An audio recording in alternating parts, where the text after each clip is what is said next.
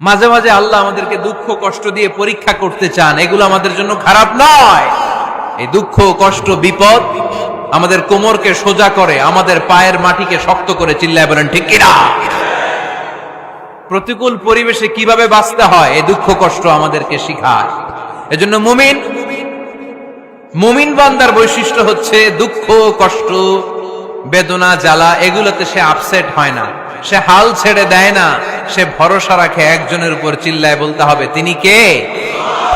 কারণ মুমিন জানে রাত্রি যত গভীর হয় অন্ধকার তমানিসা ভেদ করে সুবহে সাদিক হয়। মুমিন জানে গর্ভবতী নারীর পেটের ব্যথা যেই দিন বাড়তে থাকে ওই দিনই নতুন মেহমান আগমনের সময় ঘনাতে থাকে। মুমিন জানে তার জীবনে দুঃখ কষ্ট বিপদ যত বাড়তে থাকে সুখের দিন কাছে আসতে থাকে। এজন্য মুমিনের হারাবার কিছু নেই। ফাইন্না মাআল উসরি ইউসরা, ইন্না মাআল উসরি ইউসরা। নবী হে, কষ্টের পরেই আছে আনন্দ, দুঃখের পরেই আছে সুখ। আপনি সমস্যায় পড়েছেন, ওই সমস্যার সমাধানও আছে না নাই? এই পৃথিবীতে এমন কোন সমস্যা আছে যেটা সমাধান নাই? কথা বলেন। সমস্যা তৈরি করেছে কে? আবার সমাধানও দিয়েছে কে? আল্লাহ doesn't create a lock without its key. আল্লাহ কখনো চাবি না বানাইয়া ওইটার তালা বানায় নাই। কথা কন। তালাও যেহেতু আছে ওই তালার চাবিও বানিয়েছে কে? মা আনজালাল্লাহু দাআন ইল্লা আনজালাল্লাহু লাহু শিফা। আল্লাহ দুনিয়ায় এমন কোন রোগ পাঠায় নাই যেই রোগের ঔষধ বানায় নাই, এমন কোন রোগ নাজিল করে নাই যেই রোগের কোন চিকিৎসা বানায় নাই, হয়তো সেটা আবিষ্কার হয় নাই। অনেকে ক্যান্সারের কথা বলতে পারেন যে হুজুর ক্যান্সার এমন রোগ, এই ক্যান্সার তার নাই কোনো অ্যানসার, কিন্তু বিজ্ঞানীরা বলতেছে এটারও অ্যানসার আবিষ্কৃত হচ্ছে। সুবহানাল্লাহ কইবেন না? কিছু কিছু ক্ষেত্রে হয়েও গিয়েছে। এজন্য দুঃখের পরেই আছে সুখ, কষ্টের পরেই আছে আনন্দ। এই দুনিয়াটাই এরকম, কষ্টের পরই আনন্দ। দেখবেন তারাবির নামাজ 20 রাকাত পড়তে কষ্ট লাগে না? কোমরে ব্যথা, হাঁটুতে ব্যথা, কিন্তু 20টা রাকাত যখন শেষ করে মসজিদ থেকে বের হই একটা আনন্দ আছে না নাই?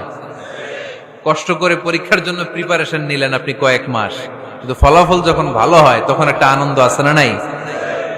সারাদিন রোজা রাখলেন রমজানে, কি কষ্ট, তৃষ্ণায় গলা ফেটে যায়, কিন্তু ইফতারির সময় যখন রুহাবজা শরবতটা খাই কেমন লাগে? একটা আনন্দ আছে না নাই? এজন্য আল্লাহ বললেন ফাইন্না মাআল উসরি ইউসরান, ইন্না মাআল উসরি ইউসরা। ও নবী, কষ্টের দিন মক্কায় অল্প কিছু দিন, মদিনাতে আনন্দের দিন অপেক্ষা করছে। আমাদের জীবনে যদি দুঃখ কষ্ট আসে আমরা ধৈর্য ধরবো, তাওয়াক্কুল করবো একজনের উপর, তিনি কে? কারণ আমরা বিশ্বাস করি কষ্টের দিন এটা চিরকালের জন্য নয়, সামনে আনন্দের দিন আমাদের জন্য সেট করে রেখেছে কে? বিপদে পড়লে ডাকবো কারে? আমাদের অসুস্থতাকে সুস্থতায় পরিণত করে দিতে পারে কে? চাকরির জন্য পাগল পারা, চাকরি নাই, চাকরির ব্যবস্থা করে দিতে পারে কে? বিদেশে যেতে মনে চায়, পাসপোর্ট দিয়ে রেখেছি, ভিসা নাই, ভিসা লাগায় দিতে পারে কে? কিন্তু আমরা দুঃখ কষ্ট বেদনা কিছু একটা হইলেই সবার আগে আল্লাহরে শেয়ার করার আগে ফেসবুকে শেয়ার মেরে দিই। আছে না নাই? আপনাদের ফেসবুকে অ্যাকাউন্ট আছে নাকি? কার কার আছে দেখি?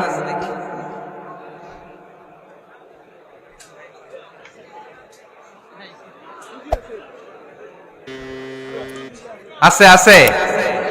এটার জন্য আমরা ভালো কাজে লাগাই, ঠিক কিনা? আপনি চাইলেই এমন ভাবে ফেসবুক ফ্রেন্ড লিস্ট করতে পারেন যারা ভালো ভালো জিনিস শেয়ার করে, যারা মোটিভেশনাল জিনিস শেয়ার করে, ইসলামের পক্ষে কথা বলে। আপনার এক একটা শেয়ারে অনেকের জীবন বেঁচে যেতে পারে, ঠিক কিনা?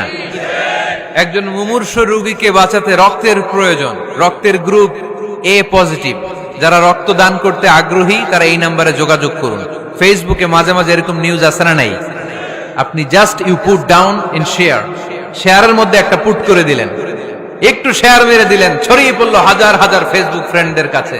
তাদের অনেকে ব্লাড দিতে আগ্রহী, সে তাড়াতাড়ি যে সেখানে ব্লাড ডোনেট করে আসলো। আপনার একটা শেয়ারের কারণে বেঁচে গেল অনেকগুলো প্রাণ, চিল্লা এখন ঠিক কিনা? রক্তদানের মতো শ্রেষ্ঠ ইবাদত হতে পারে? আমরা মনে করি শুধু জিকিরি ইবাদত, আমরা মনে করি শুধু নামাজি ইবাদত।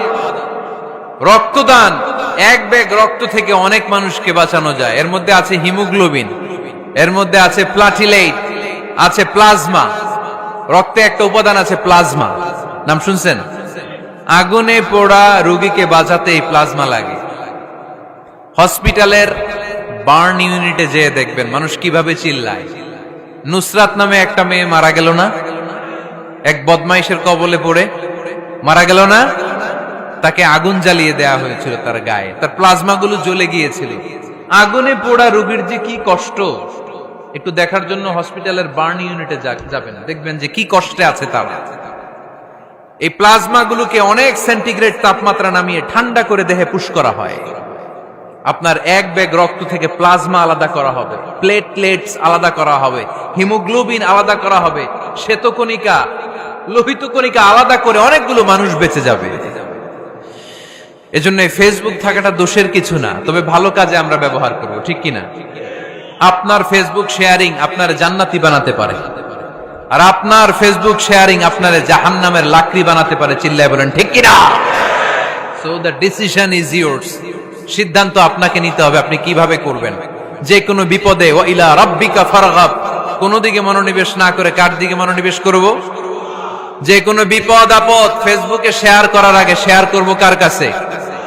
আমাদের যার যা লাগে আল্লাহ সবও যদি দিয়ে দেয়, আল্লাহর ধনভাণ্ডারের 1 ইঞ্চিও কমবে?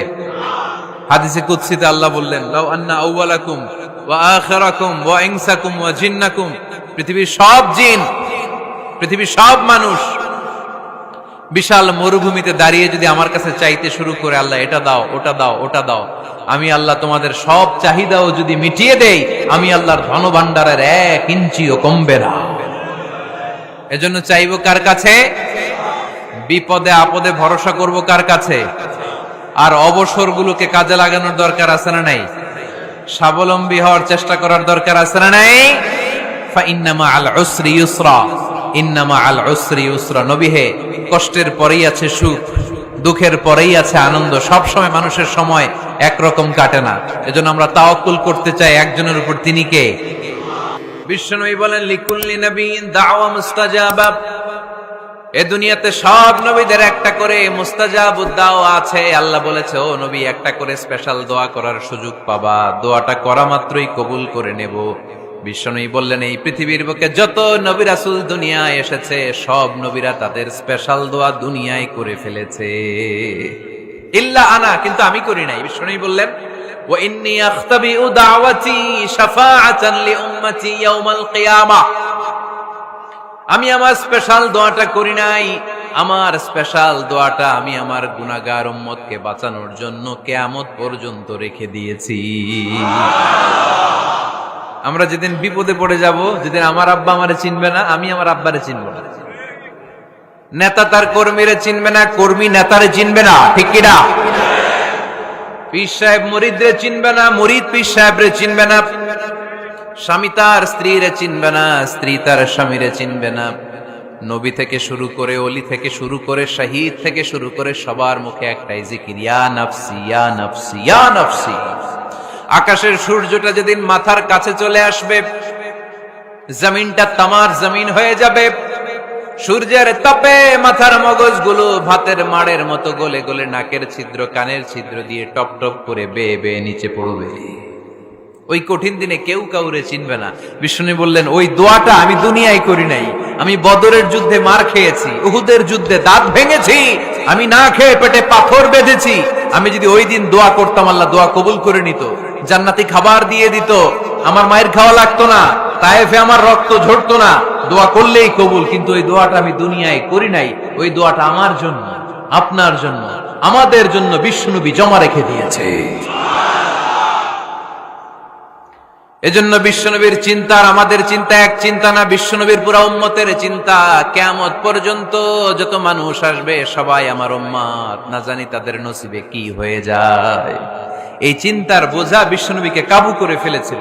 আল্লাহ বললেন, নবী, নো টেনশন, কোনো টেনশন নাই। আপনার এই চিন্তার বোঝাকে আপনার পিঠ থেকে আমি আল্লাহ নিজ দায়িত্বে সরিয়ে নিলাম। এজন্য আল্লাহ বললেন, আলাম নাশরাহ লাকা সাদরাকা ওয়া ওয়াদা'না আনকা বিজরাক আল্লাযী আনকাযা যাহরাক। যেই চিন্তার বোঝা আপনাকে কষ্ট দেয়, যেই চিন্তার বোঝা আপনারে পেরেশান করে তোলে, আপনার পিঠ থেকে ওই চিন্তার বোঝা নবী আমি সরিয়ে নিলাম। কি দিয়ে সরিয়ে নিল? কোরআনের আলো দিয়ে। আওয়াজ করে বলতে হবে, কি দিয়ে? বিশ্বনবী মক্কায় দেখতেন মূর্তির পূজা হয়, আল্লাহর ঘরের ভিতরে 360টা মূর্তির পূজা। বিশ্বনবী দেখতে পেলেন দুর্বলের উপরে সবলের অত্যাচার। বিশ্বনবী দেখতে পেলেন নারীদেরকে অত্যাচার করা হয়। কন্যা সন্তান হলে বাবা তার মেয়েটাকে নিয়ে জঙ্গলের ভেতরে ঢুকে কিংবা মরুভূমির ভেতরে যে জীবিত দাফন করে দেয়। ওয়াইদাল মাউউদাতু সুইলাত ওয়াদুল বানাত। বিশ্বনবী এগুলো দেখতেন চারপাশে। দেখে এই পথহারা জাতিকে কিভাবে উদ্ধার করবেন, কি দিয়ে উদ্ধার করা যায়, এই টেনশনে বিশ্বনবীর পিঠ বাঁকা হয়ে গিয়েছিল। উপমা বাঁকা হয়ে গিয়েছিল। বিশ্বনবী সব সময় পেরেশান থাকতেন। আল্লাহ বললেন, নবী টেনশনের দরকার নাই, হেরা গুহায় এমন একটা নূরের আলো দিয়ে আমি আপনারে আলোকিত করব, যার মাধ্যমে সব পেরেশানি দূর হয়ে যাবে। ألم نشرح لك صدرك ووضعنا عنك وزرك الذي أنقض ظهرك। আপনাকে পেরেশান বানিয়ে দেয় এরকম সব চিন্তার বোঝা আমি আল্লাহ সরিয়ে নিলাম। সুবহানাল্লাহ। আল্লাহ আমাদের সবাইকে কথাগুলো বুঝার ও আমল করার তৌফিক দান করুক। আমরা পড়ি আমিন।